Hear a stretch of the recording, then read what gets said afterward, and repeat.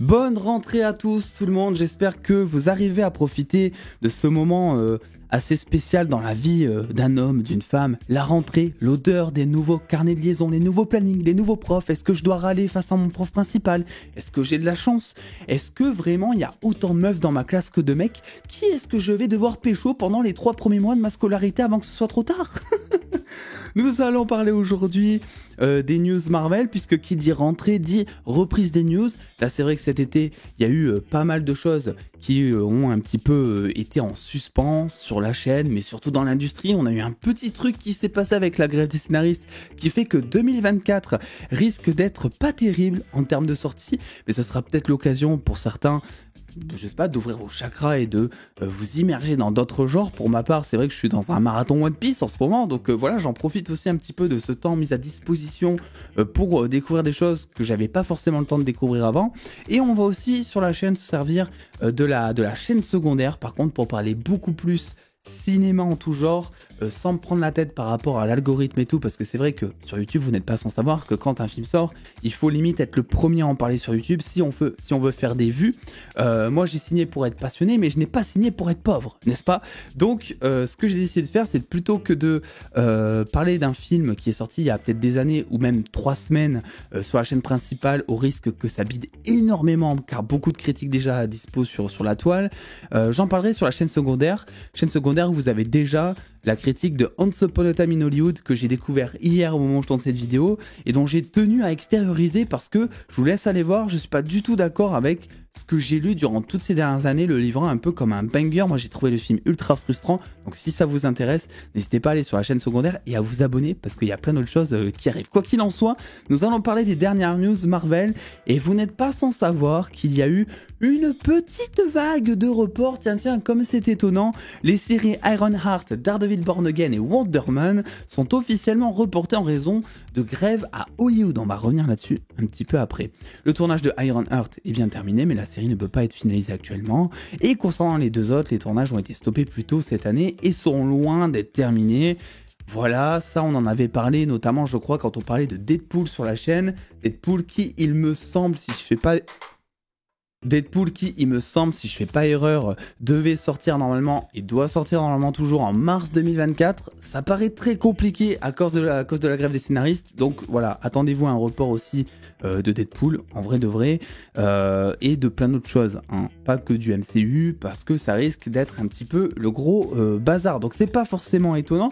Et concernant mon avis, je ne suis pas dégoûté. Fut un temps, même avant Covid, Marvel Studios, des fois, de temps en temps, reportait ses projets. Et c'est vrai qu'à ce moment-là, quel que soit le projet, j'étais dégoûté, tu vois, parce que je suis un gros passionné de Marvel, gros passionné du MCU, et que ce que nous livrait Marvel, généralement, c'était, on va dire, quali, ou en tout cas, moi, ça me plaisait. Le fait est que ces dernières années, plus ces derniers mois, Marvel m'a sacrément déçu, comme beaucoup m'a sacrément lassé. Et je suis dans la team en fait, qui est de dire mais prenez votre temps et vous savez quoi, il faut aussi que le cinéma, je pense, et les gros studios comme Disney ou Warner, ça serait cool qu'ils fassent comme les studios de jeux vidéo. Les studios de jeux vidéo, ça arrive mais tellement de fois où il y a un jeu qui est annoncé et ils te font un communiqué officiel en te disant voilà, on n'a pas eu le temps, on n'aura pas le temps de livrer le jeu comme on le veut, avec la qualité demandée pour dans 6 mois comme c'était prévu, donc on préfère le reporter d'1 an. Ça déçoit un petit peu, mais généralement c'est pour le meilleur, tu vois. Et au moins c'est un peu plus transparent que de te dire, comme le dit THR, parce que on a aussi cet article de THR, qui, donc, Disney communique souvent à travers les gros médias, donc c'est THR, mais en vrai c'est Disney. Marvel veut concentrer ses efforts pour faire de chaque titre un événement pour les fans et le public. Le studio a décidé qu'étaler son contenu est une stratégie plus prudente. Donc en gros, ils ont justifié ces reports avec ça. Voilà, on veut avoir une bonne image. Comme on vous l'avait dit il y a maintenant plusieurs mois, on a étalé, vous avez vu, on a reporté Daredevil Born Again parce qu'on veut étaler les projets, mais Disney, pas du tout ça qui s'est passé. Tu n'avais pas le choix de reporter Daredevil Born Again parce que le tournage n'était pas terminé et que tu ne peux pas continuer ton tournage à cause de la grève des scénaristes. Donc ça manque vraiment de transparence. On est toujours dans cette communication de Disney très plate en fait, qui vraiment veut se donner l'image parfaite, etc. pour le grand public, pour les fans. Et c'est un peu frustrant, c'est un peu navrant, la vérité, c'est juste qu'ils n'ont pas eu le choix. Tu vois, ils n'ont pas eu le choix de reporter ces projets. Tu vois, à la rigueur, s'ils m'avaient dit The Marvels qui est déjà voilà, bouclé, s'ils avaient dit on le reporte, je sais pas, à février 2024, parce que on n'est pas satisfait, les effets spéciaux, j'en sais rien, ou quelques reshoots pour l'histoire ou quoi, là j'aurais dit chapeau, là c'est bien, je vous aurais livré un avis ultra positif. Là, ça pue un peu l'hypocrisie. Non, je sais pas ce que vous en pensez. Malgré tout, on n'a pas que ça. On a aussi une date concernant What If saison 2 qui, selon les Hollywood Reporter, sortirait en décembre de cette année. Donc c'est plutôt une bonne nouvelle, même si What If de base, même si il me semble ça n'avait jamais été officiellement annoncé, mais c'était prévu pour que ça sorte fin 2022 ou début 2023, je sais plus trop. Donc ça fait un petit moment maintenant. Qu'on est au courant que What If doit arriver saison 2, donc ça devrait sortir en parallèle de The Marvels, voilà. Donc on aura vraiment 2 salles, 2 ambiances, et en plus c'est vrai que bon, depuis on a tellement de leaks sur tous les épisodes, etc., que bon, le projet, on sent que ça fait un petit moment qu'il est dans les cartons et que Disney veut absolument le garder sous le coude pour pouvoir remplir sa plateforme. Et enfin, en termes de date, on a X-Men 97 qui, normalement, selon THR, toujours devrait sortir en début 2024 au lieu de cet automne en 2023, date initialement annoncée. Donc là aussi, petit report, etc. Ce que fait Disney, c'est simple, c'est qu'ils étalent finalement les projets qui sont prêts parce qu'ils savent que t'as Daredevil qui pourra pas sortir, t'as plein de projets, même hors MCU, hors Star Wars, t'as d'autres projets sur Disney+. Mais bon, Marvel Star Wars, c'est un peu leur produit d'appel, donc c'est ça qu'il faut absolument privilégier. Et donc, ils décident de garder ces projets déjà prêts, en essayant de les espacer, parce qu'ils savent qu'il va y avoir de trop gros trous sinon sur leur plateforme. Le problème avec Disney+, c'est que un SVOD, comme Netflix par exemple, ils sont obligés dans leur business model de devoir tout le temps proposer tous les jours du nouveau contenu, etc. C'est pour ça que sur Netflix, vous avez du cinéma iranien, espagnol, russe, tout ce que vous voulez. Parce qu'en fait, Netflix, leur business model, c'est d'aller appeler des réalisateurs, des scénaristes aux 4 coins du monde pour pouvoir toujours avoir des histoires à proposer, du contenu et toujours cibler un type de public différent et faire gonfler son chiffre d'abonnement, ses abonnés, quoi. Le problème de Disney, c'est qu'eux, ils comptent, moi je pense, un peu trop sur leurs franchises, Marvel, Star Wars, Pixar, etc. et que donc ils doivent eux-mêmes créer leur propre truc. Donc il y a peut-être pas assez d'équipes, je ne sais pas, mais c'est aussi pour ça qu'on s'est retrouvé avec une surproduction, puisque Disney+, à ce jour, compte environ 150 millions d'abonnés, et est une plateforme qui n'est toujours pas rentable depuis son lancement. Donc Disney+, est en perte, tu vois, pour Disney. Mais ils continuent, tu vois, ils essaient quand même. Donc en fait, là, ils sont dans cette période où il faut qu'ils trouvent l'équilibre entre proposer toujours plus de contenu parce qu'on est sur un modèle économique, sur un mode de consommation qui est très élevé sur Internet avec les systèmes de streaming, et essayer de trouver un équilibre sans dégoûter les fans à côté, chose qu'ils ont fait ces derniers temps. Je pense qu'on est majoritairement à le dire ça, que bon, Disney, il faudrait qu'il se calme un peu parce que oui, par contre, créer l'événement pour chaque projet du MCU, ça, c'est une bonne idée, c'est une bonne nouvelle et c'est ce qu'on demande, tu vois. Enfin, concernant la dernière news que je vais avoir dans ces cartons, Pepper Potts, apparemment, ne sait pas ce qu'elle ferait dans le MCU prochainement. L'actrice, donc, Gwyneth Paltrow, qui n'a jamais été trop impliquée dans le MCU, puisque je vous laisse aller voir des interviews d'elle parlant de plusieurs projets. Elle sait jamais dans quel projet elle a joué, elle regarde absolument pas le MCU. Bref, c'est peut-être l'actrice la plus connue justement de cette histoire pour s'en foutre un petit peu, eh bien a déclaré que elle ne reviendra pas, en tout cas Marvel ne l'appelle pas parce que selon elle, Iron Man est mort. Et donc pourquoi appeler Pepper Potts si Iron Man est mort? Car selon elle, Pepper Potts ne servait que le développement de personnage de Tony Stark. Chose qui n'est pas totalement faux, mais qui ne veut pas dire non plus pour autant que Pepper Potts ne peut plus servir à grand chose. Par exemple, maintenant que tu as développé Tony Stark, mais que Tony Stark est mort, tu as sa fille que tu peux développer. Pepper Potts peut servir à ça aussi, tu vois. Ça serait intéressant d'avoir par exemple une Pepper Potts qui interdit formellement à sa fille d'utiliser son intelligence ou d'utiliser les technologies ou je sais pas, bref, qui lui interdit formellement de devenir une super-héroïne parce qu'elle a vu comment son père a tourné, parce que ça l'a brisé et qu'elle veut pas que sa fille finisse comme son père. Tout grosso modo, ça pourrait être super intéressant comme histoire et de voir cette confrontation avec une Pepper Potts qui a du mal à éduquer sa fille parce que la relation mère-fille est vraiment pas ouf. On l'a vu en plus dans Endgame, la fille de Tony Stark et Tony Stark, ils ont un lien qui est genre trop mignon, quoi, tu vois. Donc il peut y avoir un truc intéressant et puis même si Pepper Potts ne revient pas, ça veut dire quoi? Que Morgan Stark est orpheline du coup?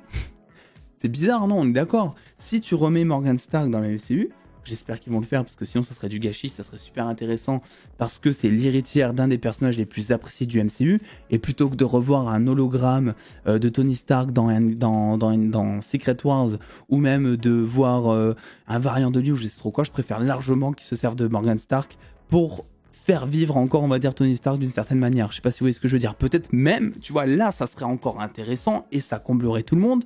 Morgan Stark qui se sert de son intelligence. Alors, je sais pas si dans cette adaptation, elle sera intelligente comme son père, etc. Elle sera maligne.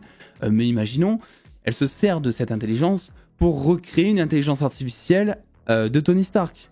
Là, ça aurait du sens, tu vois, parce que c'est la fille qui essaie de retrouver son père d'une certaine manière. Et les fans seraient contents parce que Tony Stark de retour d'une certaine manière aussi. Voilà. Mais Pepper Potts, elle est obligée de revenir si Morgan Stark revient. Ou alors, chapeau, tu utilises l'intelligence de Morgan Stark et tu lui fais créer une Pepper Potts en robot humanoïde ou avec une intelligence artificielle, je ne sais pas, par exemple. Tu vois, là, respect, il y aurait un truc. Mais voilà, grosso modo, sa déclaration, comme d'hab, je la trouve pas super bien impliquée, pas super réfléchie. En tout cas, ce qu'elle a l'air de dire, c'est qu'elle, elle est chaude, hein, mine de rien. Je sais pas, appelle Marvel et dis-leur, pas moi. Moi, je suis juste assise là, j'attends qu'on m'appelle, en gros. Donc, elle a l'air chaude pour revenir en tant que Pepper Potts. Je pense que le MCU aurait besoin que Pepper Potts revienne. Parce que si Morgan Stark revient, il faut absolument que Pepper Potts revienne. En bref, du coup, maintenant, on a une rumeur concernant, donc vous savez, dernièrement, Ben Affleck qui aurait été présent sur le tournage de Deadpool 3. Au final, selon Diane Richman, Ben Affleck, en tant que Daredevil, ne ferait pas de caméo dans Deadpool 3. Voilà, seulement Elektra. Donc on verra un petit peu ce qu'il en est. Un acteur aussi aurait été déjà casté pour Dr. Fatalis avant la grève des scénaristes.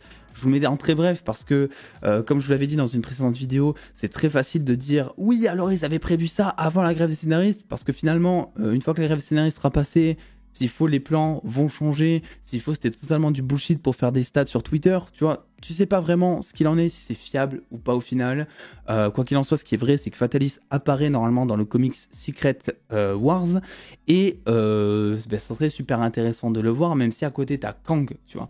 Pour moi, le grand méchant de cette phase, ça aurait été ultra intéressant que ce soit Fatalis. Mais mettre Kang et Fatalis en même temps, ça reste à voir. Mais dans tous les cas, on verra ce qu'il en est. Et on a aussi la série Agatha Coven of Chaos, qui ne s'appellerait plus comme ça. Je vous mets le titre à l'écran parce que je l'ai oublié. Et là, on s'en bat totalement les steaks parce qu'il y a eu, il faut qu'ils arrêtent avec les titres. Vraiment, ça, en vrai, ça sert à rien, je sais pas. Dites-moi vraiment, est-ce qu'un titre, même pas un titre, un sous-titre a vraiment un impact sur, nous peut-être non parce qu'on est fan, mais est-ce que vraiment pour le grand public ça va avoir une différence entre House of Darkness, Coven of Chaos et maintenant je sais plus, Diaries ou je sais plus comment il s'appelle, je vous le mets à l'écran de toute façon le titre. Bref, c'est le 3e ou 4e changement de titre pour cette série.